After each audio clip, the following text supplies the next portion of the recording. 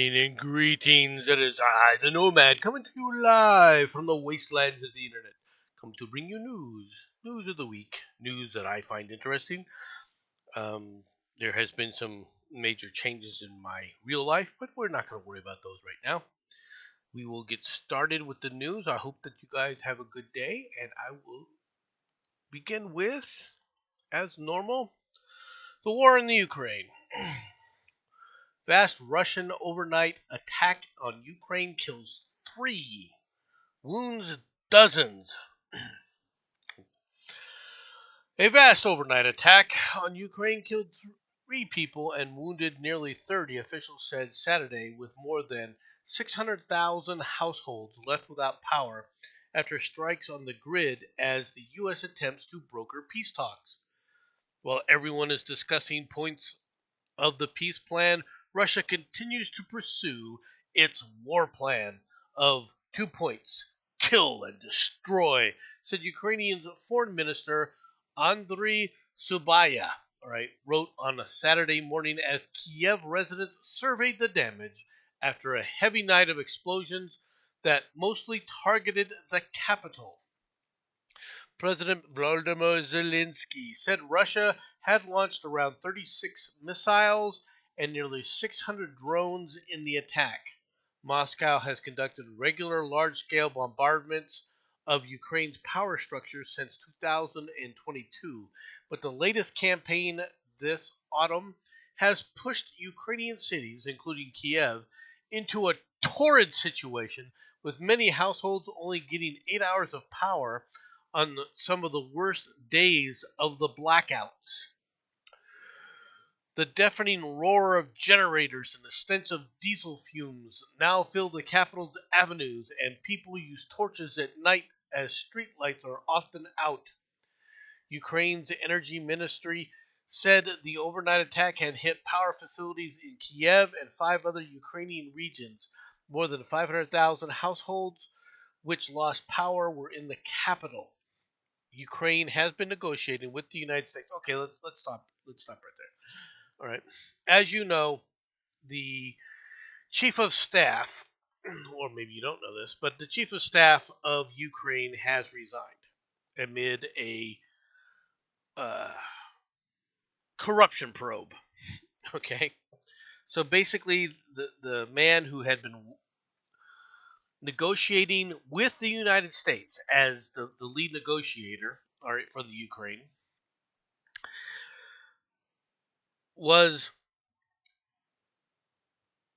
is no longer going to be in the Ukrainian government, at least for the moment. What does this mean? Well, it means exactly what I've said many times. People want to point to the Ukraine and go, "Oh, we're trying to save democracy." Ukraine isn't a democracy. Okay? Saving Ukraine does not save democracy. And as far as this corruption probe goes, it's about, corruption in the energy sector. Gee, I wonder what that's all about, Burisma. We have tried to, I've tried to explain to many people that if it wasn't for the Bidens and several other members on the take in U.S. government, we wouldn't be in the Ukraine. We wouldn't be sending U.S. treasure to the Ukraine. If it wasn't for the corruption within the United States, all right, that we're taking kickbacks and taking money from Burisma. You cannot sit up there and look at the evidence, all right, in any kind of objective manner and say Biden wasn't on the take. That Biden and his family are the reason we are in the Ukraine right now.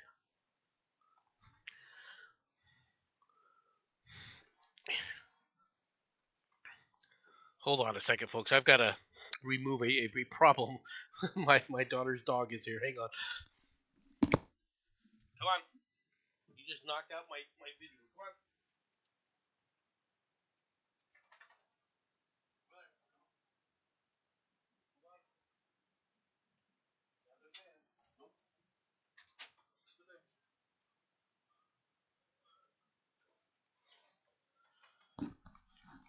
It wouldn't have been a problem. Been a problem, folks, except for Poochie just wiped out my my video feed, right, coming from my monitor. All right, as it crawled under the desk. I don't normally care. All right, I'll be honest with you. But no, I had to move him. Now my son is taking care of him. My daughter brought her dog over, so so we could watch it while she goes in and gets a beauty treatment, literally. So she's having a spa day.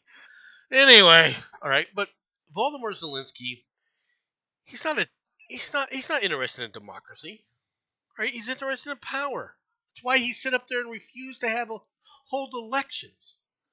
Everyone keeps talking about, well, he's so popular, he's so popular. If he's so popular in the Ukraine, why didn't he hold elections?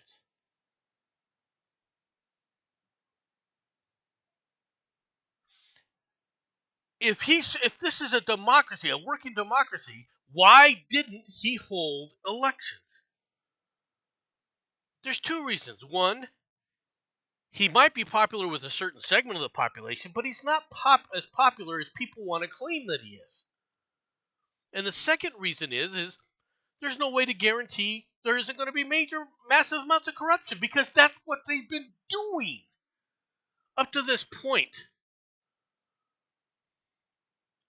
In order for Zelensky to win, he would have had to have cleaned up everything, and he had to hope that things were going well. And let me show you, folks, things aren't going well. Okay? This has almost totally been surrounded. You can see there's a massive offensive taking place right now, right? All along here in an effort to get to Zaporizhzhia, all right? And all along this line here, an attempt to finally secure Murad and Pokrovsk, all right? And even up in this area here, so they can try and take this next major city down in this area. They would love to get all the way over here, all right, to the Dnipro, right? Now, are they going to be able to do that? Probably not. Okay? But Russia's trying to claim this entire region, right, of the Donbass. And a lot of people are like, well, you know, they're the Ukrainians are winning. The Ukrainians are winning. The Ukrainians aren't winning shit. And all of this, quite frankly, relies completely upon the United States. I don't know, a lot of people are like, no, that isn't true. That isn't true. Yeah, it is true. This would sit up there and depend completely upon the United States winning these kind of extended battles, right? If we didn't give them actionable intelligence, and we already saw what happened when the United States just pulled intelligence away from the Ukraine for a week. They almost completely collapsed. Their military started flailing right away.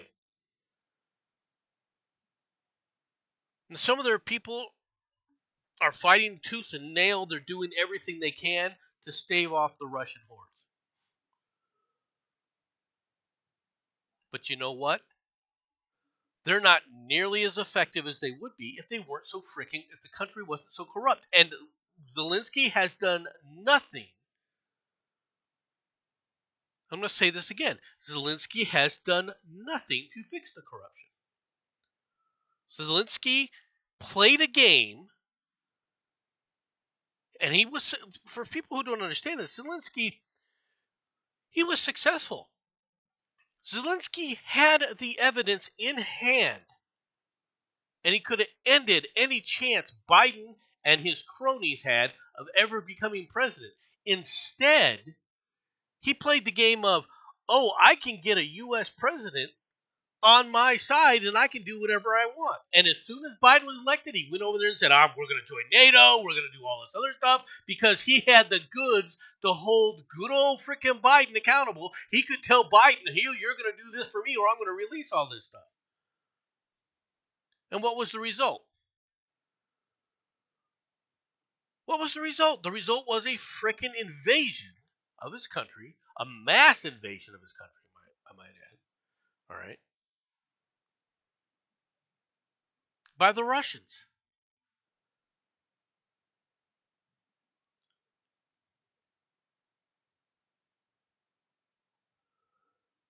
Now, I've already given my opinion about this, in my opinion, which is a civil war. This is a civil war. We shouldn't have any. We don't have a dog in this fight.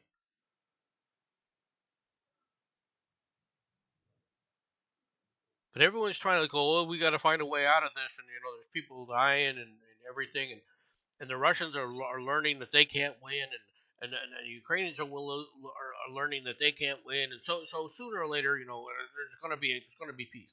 What do you mean the Russians aren't winning? The Russians don't look at it in the same time frame we do. They don't see this in the same terms that we in the West do. So these claims that Russia isn't winning are frankly fraudulent. They're fraudulent. The claims that the Russians are not winning is fraudulent. Do you understand what I'm saying?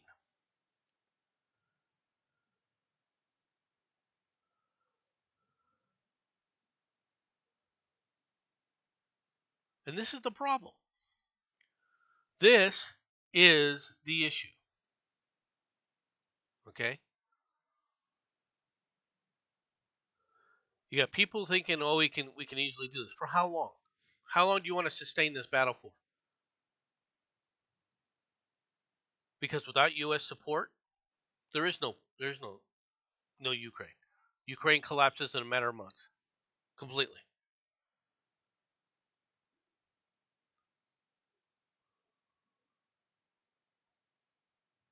That's reality. Zelensky played his cards, and he played the world, and he played the United States specifically, as with the Europeans.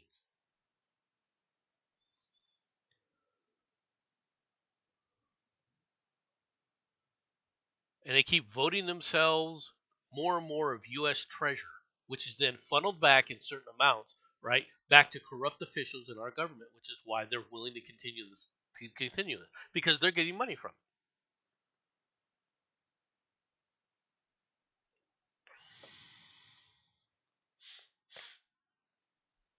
Let's go on. Trump says airspace above and around Venezuela should be considered closed. The U.S. President Donald Trump said Saturday that the airspace above and surrounding Venezuela should be considered closed in its entirety, but gave no further details as Washington ramps up pressure on Nicolas Maduro's government. To all airlines, pilots, drug dealers, human traffickers, please consider the airspace above and surrounding Venezuela to be closed in its entirety, he said in a Truth Social post. Venezuela's communications ministry, which handles all press inquiries for the government, did not immediately respond to requests for comment on Trump's post. The U.S. Defense Department, the War Department, did not immediately respond to a request for comment. U.S. strikes against alleged drug boats in the Caribbean have been underway for months, along with a U.S. military buildup in the region. Trump has authorized covert CIA operations in Venezuela. Really? So there's covert CIA operations in Venezuela. If they're so covert, why did you announce them? Just putting it out there. Last week, the U.S. aviation regulator warned major airlines of potentially hazardous situation when flying over Venezuela due due to worsening security situation and heightened military activity in or around the South American country.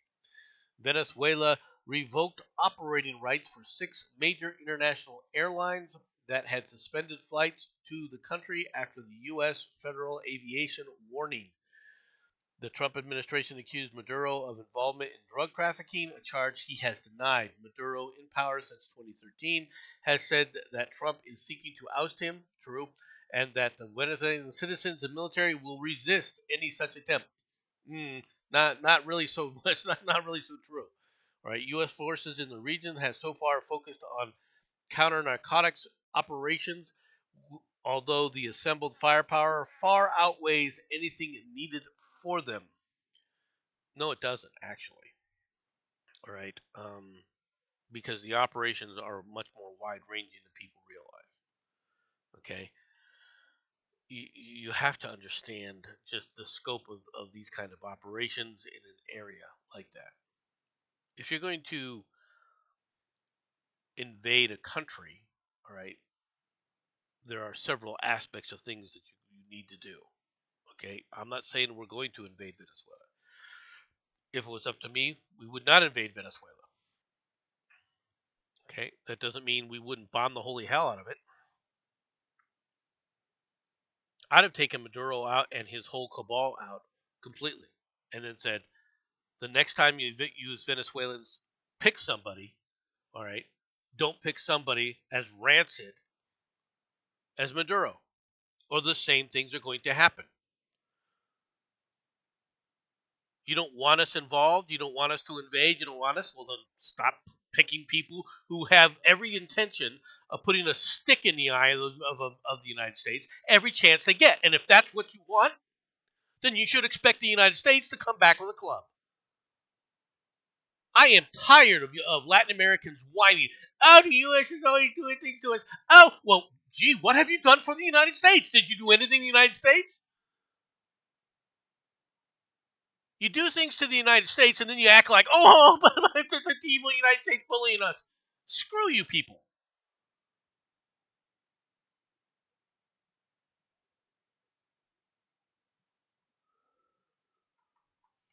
Enough of that. On to the next story. From Japan. Net influx of foreign residents in Japan to Tokyo has hit record high in 2024. The number of foreigners resident in Japan who moved to Tokyo, the metropolitan area, in 2024 outnumbered those leaving by over 16,000, setting a record high margin, government data showed Saturday, signaling that the capital is serving as a magnet for younger workers seeking higher pay. Yeah, there's a surprise. Excluding those who entered or left Japan. Don't you love this? Excluding those who have entered or left Japan, 334,659 people, the majority in their 20s, moved across the prefectural what a word, all right, borders in 2024, accounting for a 10.1% of foreigners residing in Japan. A decade before, the figure was 145,535, or 7.3% of the total. Those who moved to Tokyo, Satayama, Chiba, and Kanagawa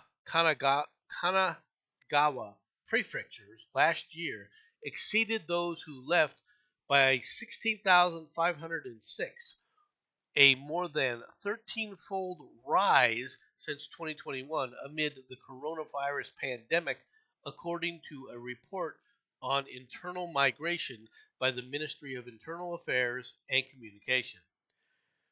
By prefecture, Tokyo saw the largest influx at 8,722 people, followed by Satayama at 7,720 and Kanagawa at 7,494. prefecture saw the largest net outflow was Chiba, with 7,430 people, followed by 6,684 from Aichi in central Japan and 4,471 from Fu, Fuuko, Fuuk, Fu, Fukuoka, Fuku, Fukuoka, Fukuoka. I'm not trying to pronounce that badly. I just don't know how to pronounce some of these words. All right, in southwestern Japan, young people are moving from rural districts to cities for better pay. No kidding. Does that surprise anyone? Now, I know people are surprised that there's actually foreigners in Japan. All right. But you'll notice 300,000, we'll just round it up, 400,000 foreigners, all right, total in Japan is not a massive number in comparison to 100 million Japanese. Meanwhile, in the United States, we have close to 40 million illegal aliens in the country. No one talks about the number of total foreigners in our country.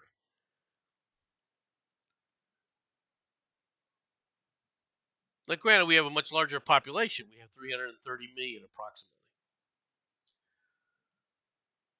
But the percentages are radically different. The higher numbers are a problem, which is one of the reasons why we need to get rid of net immigration in the United States should be negative right now for the next 10, 20 years. And I'm serious about that.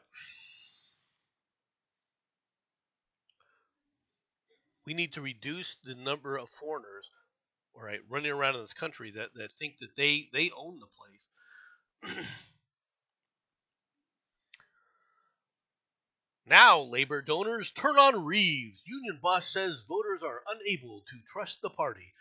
This is in Great Britain, as Chancellor faces calls to resign after lying about Britain's finances. Labour's biggest union donor has launched an attack on Rachel Reeves, saying voters are no longer able to trust the party as her budget broke promises to workers.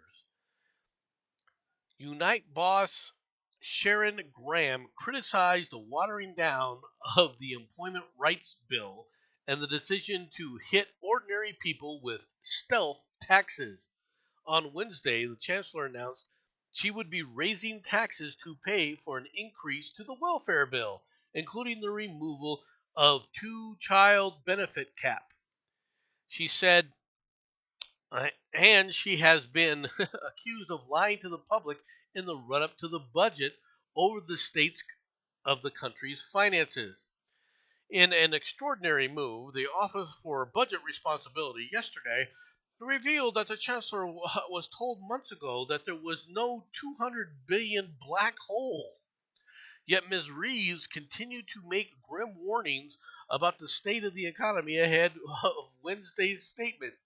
She even opened the door to an income tax hike in an unprecedented early morning speech, all while plotting a mammoth welfare giveaway.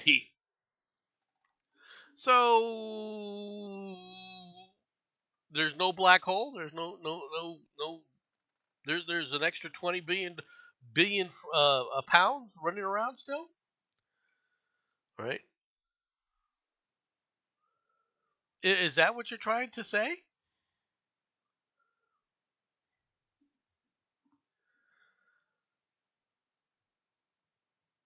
And see, the largest union is now saying we can't support these people because they're lying.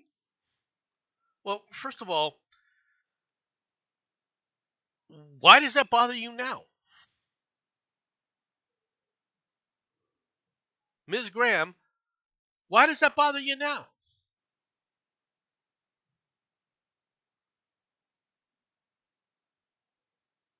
Labor has always lied about the country's finances. How do you think that you're in trouble right now? They lied about the amount of revenue they were going to get from taxes time and time and time again. Liberals as a whole, and labor has been a part of it, and these union workers have been a part of it too, think that there's an endless pot of money of somebody else's money out there.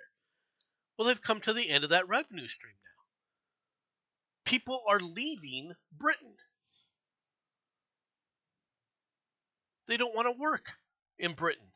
They don't want to pay for the welfare state because the welfare state is out of control.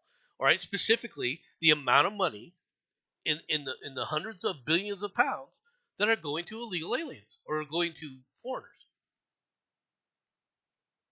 that are propping up the demise of their own country.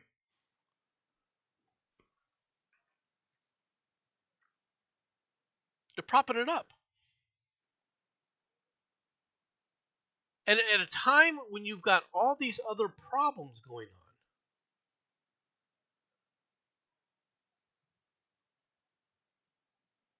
especially in the world, you're going to sit up there and go, "Oh, you know what? We're going to increase social welfare funding even more. All right, put more people on the public dole. All right, that aren't contributing to it. Well, people are suffering. Don't you understand, no man? People are suffering. I understand people are suffering.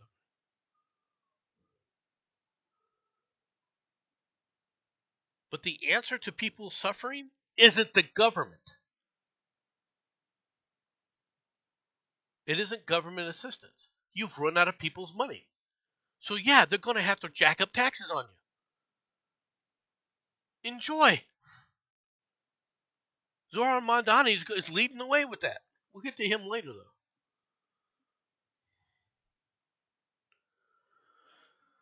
100 tons of low-quality fuel destroyed in western Afghanistan. From Kabul, from Xinhua News, the Chinese Communist Network. Authorities have destroyed 100 tons of substandard petrol products at the Islam Kala Borders Customs Facility in western Afghanistan's Herat province, the local media outlet Tolo News reported on Saturday. Well, now what's west of Afghanistan? What could be west of Afghanistan? Should we pull up a map, folks? Let's come over here and go to Google Maps, shall we? Do do do do do do do do do do. Off to Google Maps we are. Okay, and you see that the map starts with the United States, but we don't want to go to the United States. We want to come over here. We want to go to Afghanistan. So what's west of Afghanistan? The western province, which I assume is up in this area here. Well, let's see. You got China right over here. You have Russia, Uzbekistan, and Kyrgyzstan, basically the Russian stands over here. So all this petroleum that came into this country that's substandard, where did it come from? Had to come from Russia, right? Had to come from Russia and China. Gee, what a surprise. Two more corrupt countries. Robbing a third. Right?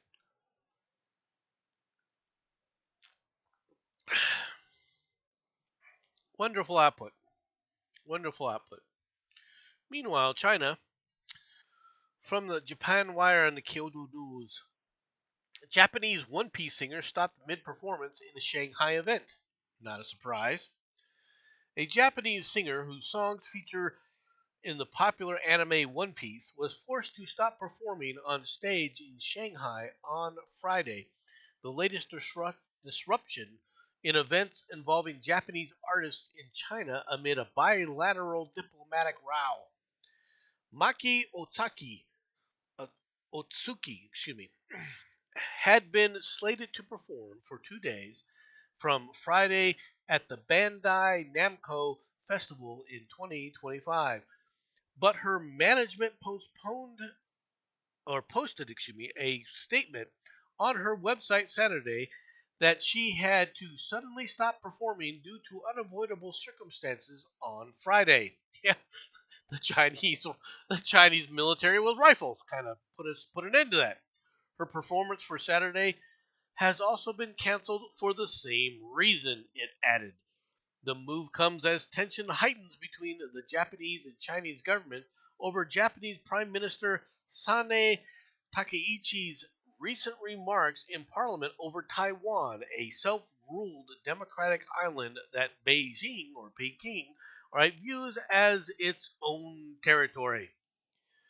A video on social media shows Otsuki singing on stage before the lights are suddenly turned off and the music stops.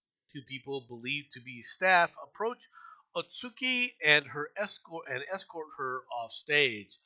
Bandai Namco Festival 2025 itself was scheduled through Sunday, but the organizers announced on Chinese social media platform WeChat that the whole event would be canceled after comprehensively taking into consideration various factors.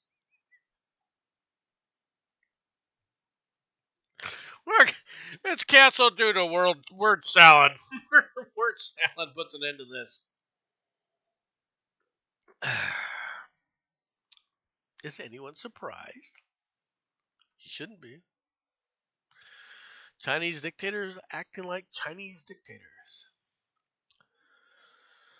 Britain's fly tipping kings meet the criminals living it up on mansions as they make millions from illegal megadumps.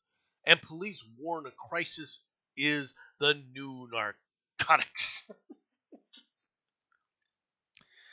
Glittering Dubai skyscrapers, lorries, loads of cash, and pigs snuffing through a heap of stinking rubbish on a Lancashire farm. The connection is hardly obvious, yet once understood, it reveals the hidden reality behind Britain's fly tipping crisis, right? And the criminal network cashing in on it. As investigators scramble to identify those responsible for the country's biggest ever fly tip in Oxfordshire, the Daily Mail has investigated the gangs profiting from this 1 billion a year racket.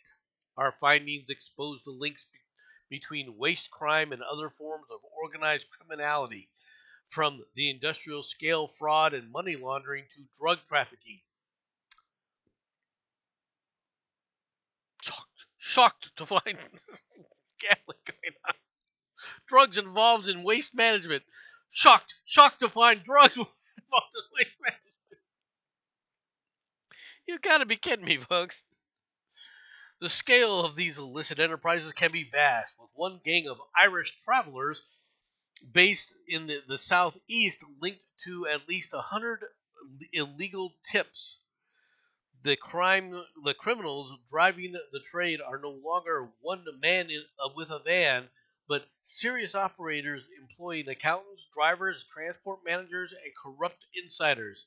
They include the likes of Marcus Hughes, a 55-year-old co-founder of haulage firm based in Stoke-on-Trent.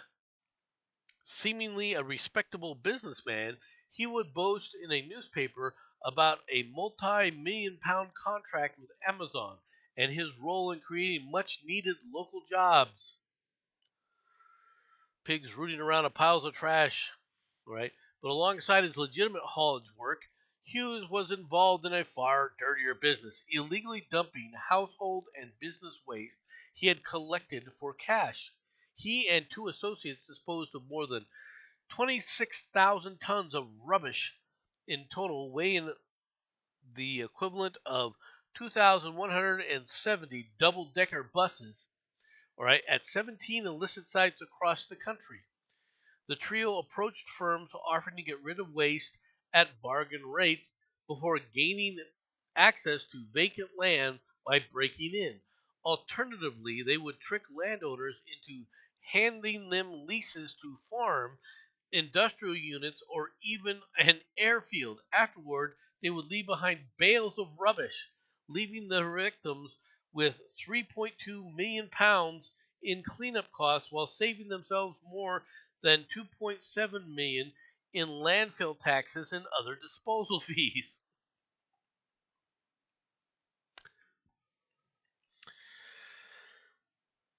Think about that, folks.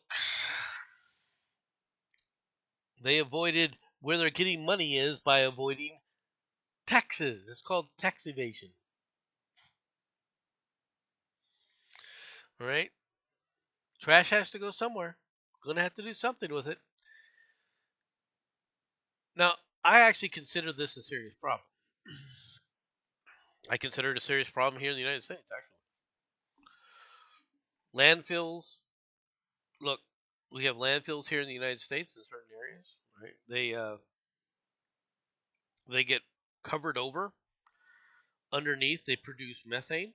Seriously, right? Out here nearby where I live, not too far away, I guess a couple miles away, right? There is an area from a landfill that literally has a pipe in the ground from the buried waste, several of them, actually, several pipes. They're just pipes that go all the way to where the trash is that are on fire. They light them on fire to burn off the methane, and they stay lit. They stay lit day and night, day in, day out. Permanent methane farms. That's what they turned into. Now, instead of collecting it, this is what they should be doing, and cleaning it,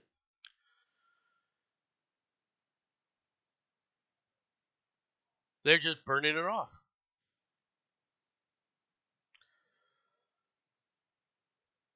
It's fuel, essentially, that is just being wasted.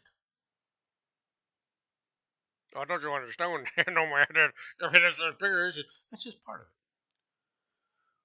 One of the problems with waste in this country, especially plastic waste, is there's no reason containers shouldn't be made out of either paper, metal, right, or a single form of plastic.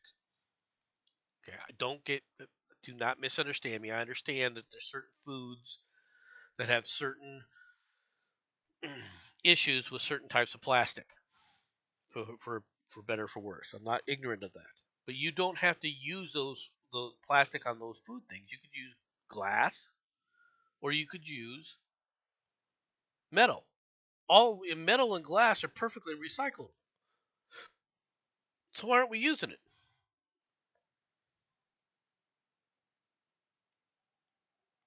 In fact, recycling glass seems to be the more difficult thing. What do you mean, Nomad? Well, glass, in order to recycle glass, you've got to heat it up to a higher temperature. But my question is, okay, you're blowing these, you're burning all this methane over here. Well, why not just set it up so that you can burn that methane, and while it's burning, you're heating up something else, like glass, so you can recycle it.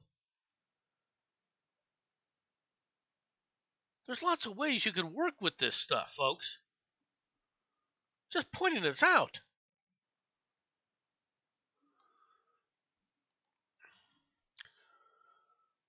Global Airlines race to fix jets as Airbus apologizes following an A320 recall. Tokyo, New Delhi, Paris from Reuters. Global Airlines scrambled to fix a software glitch on Airbus 320 jets on Saturday as a partial recall by the European plane maker halted hundreds of flights in Asia and Europe and threatened U.S. travel over the busiest weekend of the year. Airbus CEO Guillaume Farre, or Fari, how you say his name, apologized to the airline and passengers after a surprise recall of 6,000 planes, excuse me, or more than half of the global A320 family fleet, which recently overtook Boeing 737 as the industry's most delivered model. I want to sincerely apologize to our airline customers and passengers who are impacted now, Fari posted on LinkedIn. Friday's alert followed an unintentional loss of altitude on October 30th's JetBlue flight from Cancun, Mexico to New Jersey, which injured 10 passengers, according to France's BEA accident agency, which is probing the incident. Airlines worked through the night after the global regulators told them to remedy the problem before resuming flights. That appeared to help head off the worst case scenario and capped a number of flight delays in Asia and Europe. The United States will face high demand after the Thanksgiving holiday period. The Thanksgiving holiday period is high demand, Dingleberry, right? It's not as chaotic as some people might think, said Asia based aviation analyst Brenda Sobey, but it does create some short term headaches for operations. Um, Airbus is actually ahead of the game here. I'm seriously, Airbus is ahead of the game here, and the reason I say that, okay, is unlike Boeing, which kept trying to say that the 737 Maxes and Super 8s and whatever the hell they were, oh, there's no problem, there's no problem, when there was a problem with the software and it was causing issues, and it had been reported. Luckily, this issue, which is very similar, by the way, to the issue that the was being suffered by Boeing, they said, you know what, we need to fix this immediately. And so they found the fix for it, and they immediately started issuing, okay, fix this stuff right now. Now, hindsight's 2020, sure, but they don't. Airbus is doing the right thing here, and I'm not an Airbus fan, by the way. The smoking gun. Beef jerky bandit is bagged by police. After being arrested for breaking into a Circle K at 12:15 a.m. yesterday and stealing a bag of beef jerky, an Illinois man told police, "I know you're going to think I'm crazy, but there is an AI intelligence speaker in my neck."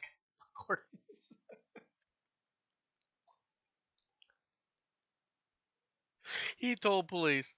Police charged Cole Bertels, 33, for kicking in the front glass door of a convenience store in St. Charles, Missouri, and then climbed into the locked business, proceeded to eat a bag of beef jerky, and drink a sweet tea that he did not pay for. When cops arrived at the Circle K, Bertles was detained and asked about the break in. He reportedly confessed, saying, "The voices in my head told me to kick it, kick it open, since it was locked, and since he was just wanted to use the bathroom." Pictured above, Bertles also made his artificial intelligence claim, but it is unclear what role the purported implant played in the alleged burglary.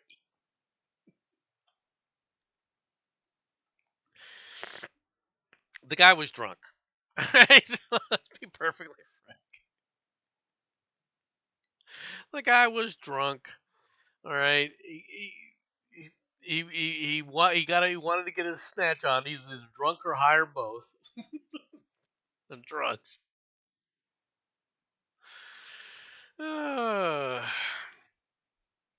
on the Mondani front, City Council pushing New York City into a communist dystopia with affordable housing bill dictating property sales, or else. The city council's far left majority is pushing the Big Apple into a communist dystopia with Stalinesque legislation designed to control how private property is sold and penalizing owners $30,000 if they resist. The Community Opportunity for Purchase Act, or COPA, forces sellers to let the community land trusts and other nonprofits providing affordable housing make first offers to buy residential buildings with at least 3 units once they are on the market, and then match competing private sector offers.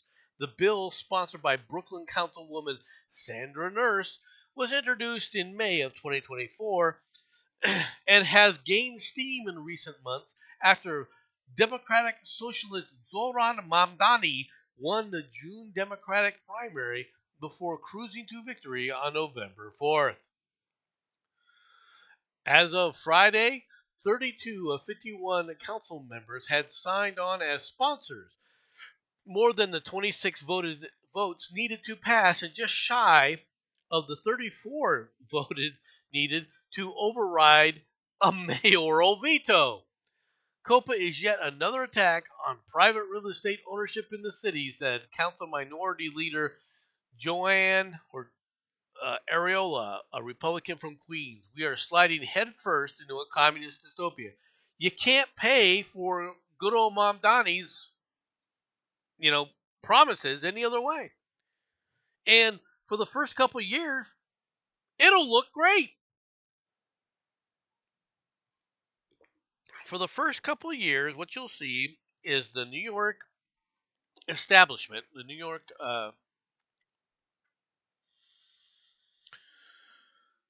how do I put it? The New York media establishment are all going to be gushing about how well this program is working. And then the bills are going to come due. This is step one, folks. Because if you think that these nonprofits and these other organizations have any ability to manage these places or do any of this, if you think they can manage any of this, you're just out of your mind. These people are lazy slobs. I guarantee you, this councilwoman that proposed this is just another lazy slob. I bet she's never worked a day in her life in the private sector, right? Actually had to work for her food.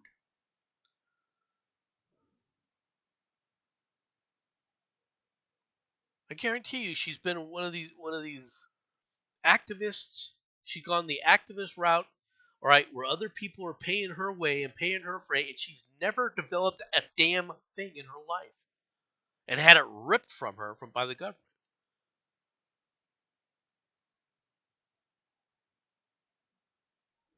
And if I'm wrong, I'll apologize. I'm not.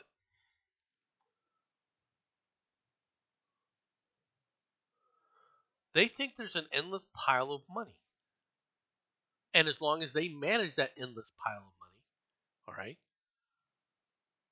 everything will work out. But they can't manage their own lives. That's why they're activists.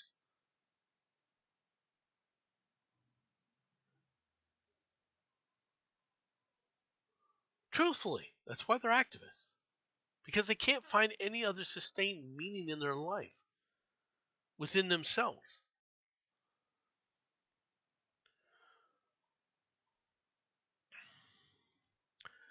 Experts doubt the Pentagon can punish Kelly over illegal orders video. The Pentagon's investigation into Senator Mark Kelly over a video that urges American troops to defy illegal orders has raised a slew of questions and some criticism from legal experts. Some say the Pentagon is misreading military law to go after Kelly. No, they aren't. Okay, if you guys are so-called experts, I would love to know who the so-called expert is. Oh, I love this. Stefan Valdek, a Georgetown leftist loon law professor, is the only one listed. Said there have been significant uptick in court martials of retired service members in the past decade. Gee, I wonder why that was, jackass. I wonder why that was. There are roughly 2 million people who were formerly retired from the U.S. from the military and receive retirement pay, according to the Congressional Research Service. Todd Huntley, a retired Navy captain and Judge Advocate General, or JAG, said it is rare to prosecute retirees for something that happened after they retired. It's not totally unheard of, though, said Huntley, who now directs Georgetown's National Security Law Program. All right. I actually prosecuted an enlisted guy who had been retired for 16 years. He was essentially assaulting his adopted daughter. Basically, no one had jurisdiction, so we prosecuted him.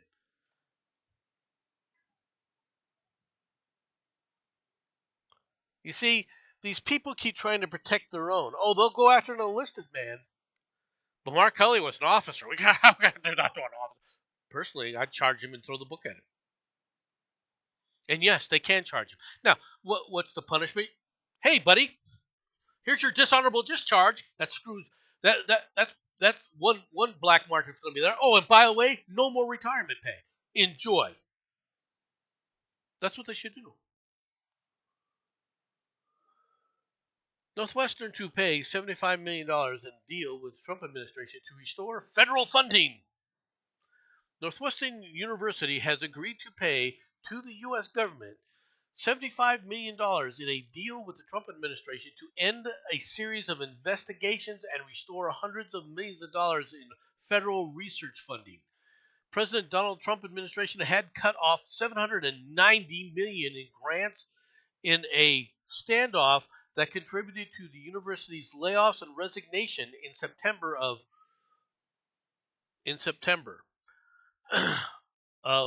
the Northwestern's president Michael Schill.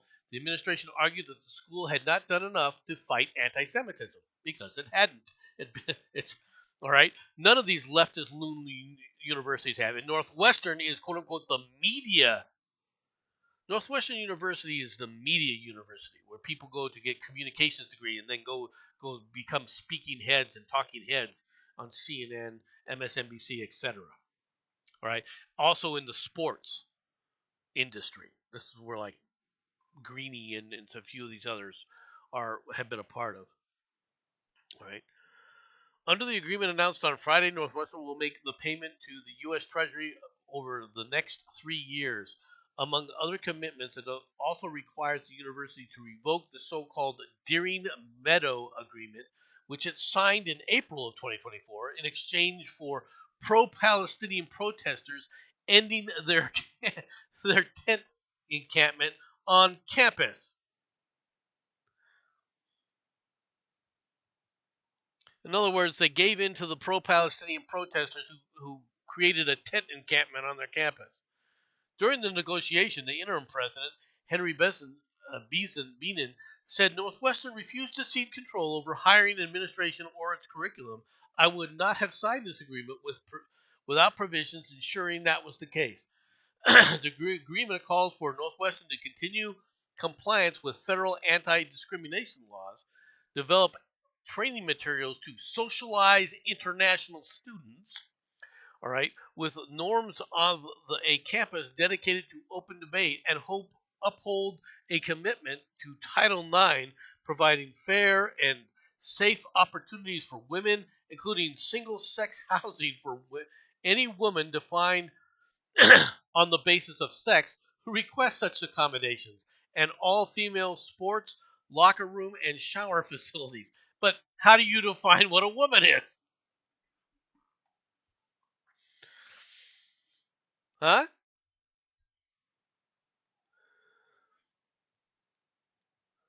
We know what this was about. This was about more crap, all right, to the left woke agenda. And they did it after being told you're going to pay the consequences for it. And they said, you can't do this to me. Shunk. Federal. Oh, you're turning off our money spigot. Oh, you're turning off our money spigot. How can we live? How can our activists get money if you turn off the money spigot? Gee, I wonder why.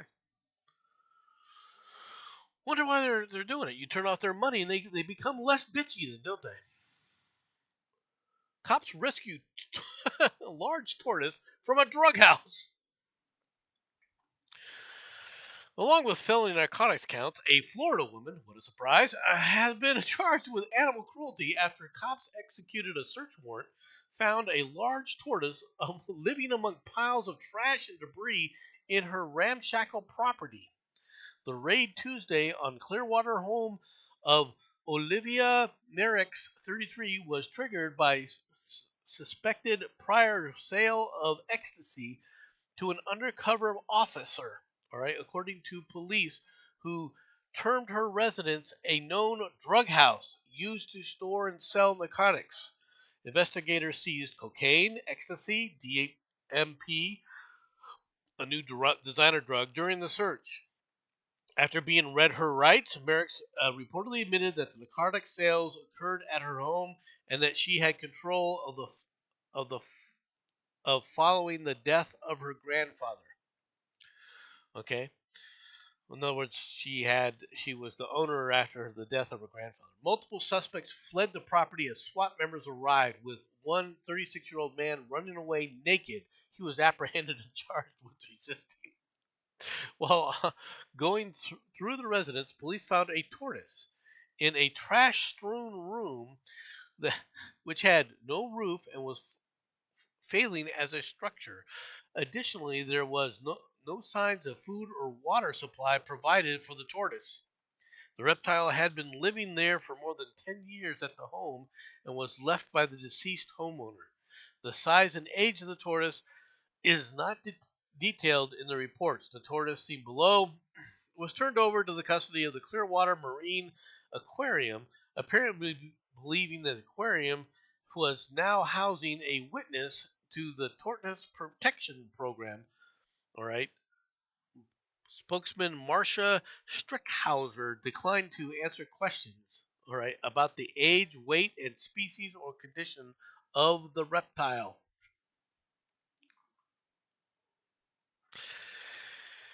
Ah, I feel so, at least you're safe now. Meth turtle on, on the way. Back to good old jolly old England. From Keith Morgan, right? Keith, you're not a man. I'm going to point this out to you. You're not a man, okay? Why am I saying that? Let's read on. Why the rejection of a national prostate cancer screening program could mean a death sentence for men like me. 1 in 4 black men will get prostate cancer. For the rest of the population, it's 1 in 8. These are shocking statistics, but as a black man in my 40s, there aren't these aren't just numbers to me. I've lost count of how many friends, family members, and colleagues have been diagnosed with this often life-threatening illness. Excuse me, disease. Prostate cancer has been thrust into the spotlight recently, and rightly so. It is the most common cancer in men, with more than 63,000 diagnoses and 12,000 deaths each year in the UK. Early diagnosis can make all the difference, yet it remains the most common cancer without a routine screening program.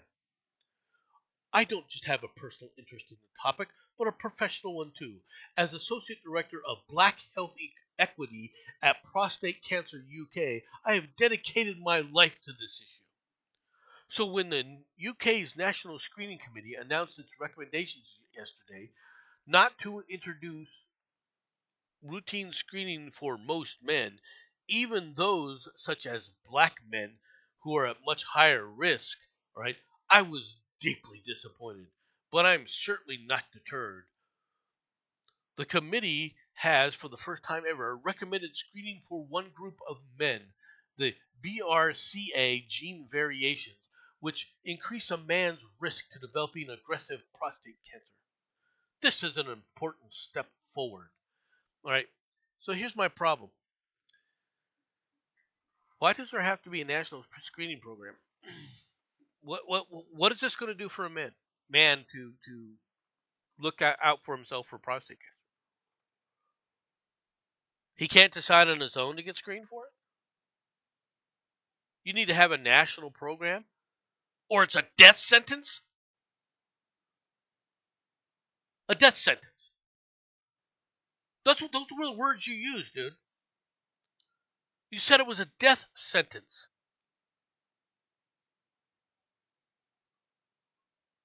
At what point do you, as a man, act like a man and take responsibility for your decisions?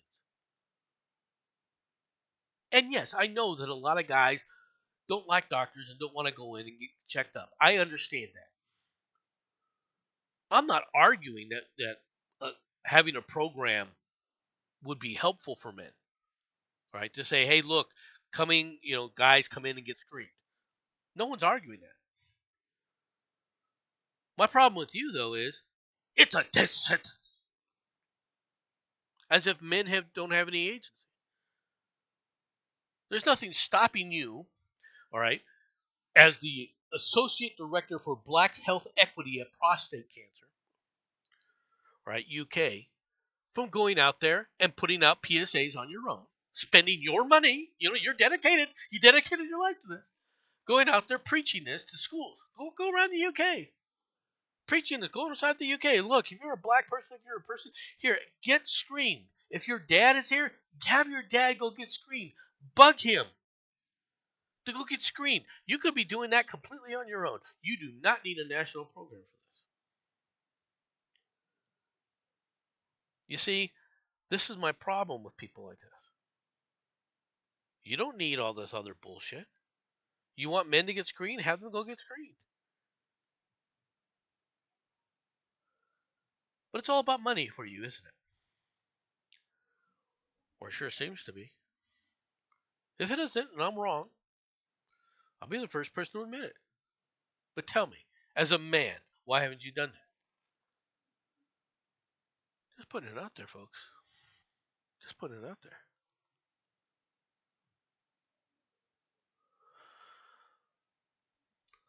Long-term use of CBD supplements lowers aggression in dogs. So let's dope up your pooch. From St. Paul, Minnesota.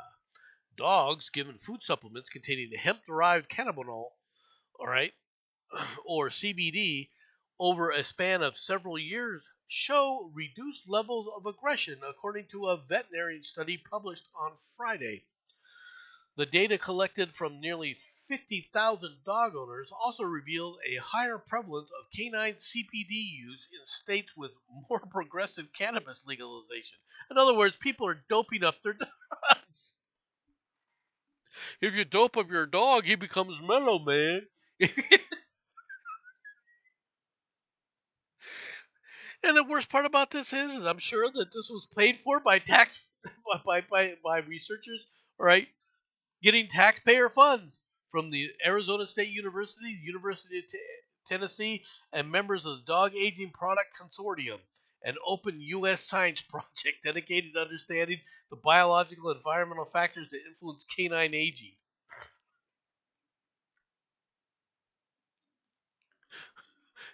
Give Pooch a doobie, man. He'll mellow out. Give Pooch a doobie. He'll be fine. Doobie doobie doo. What a joke. What a joke. It's like saying, "Oh, let's give drugs to the dogs." Who wants to do that? Who's advocating that crap? What moron advocates that kind of garbage? Final story. Final story of the day.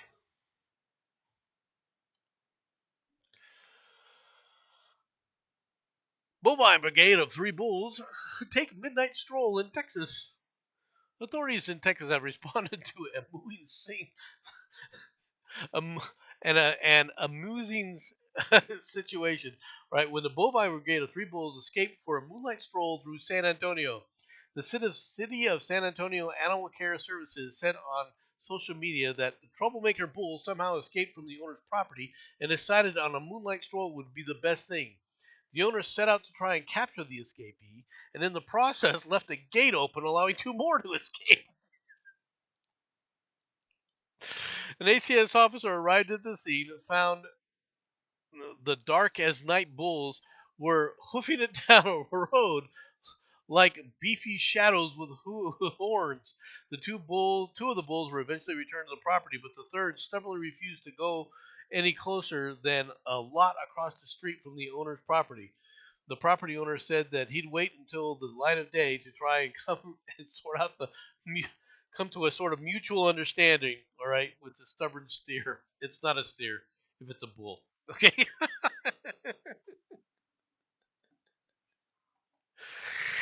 Oh gosh, folks, these are the things that happen during the Thanksgiving Day weekend. Roaming bull vines all throughout. So anyway, that was the final story. Hope that you had a good day, and I will uh, talk at you all later. Right. Bye bye, everybody.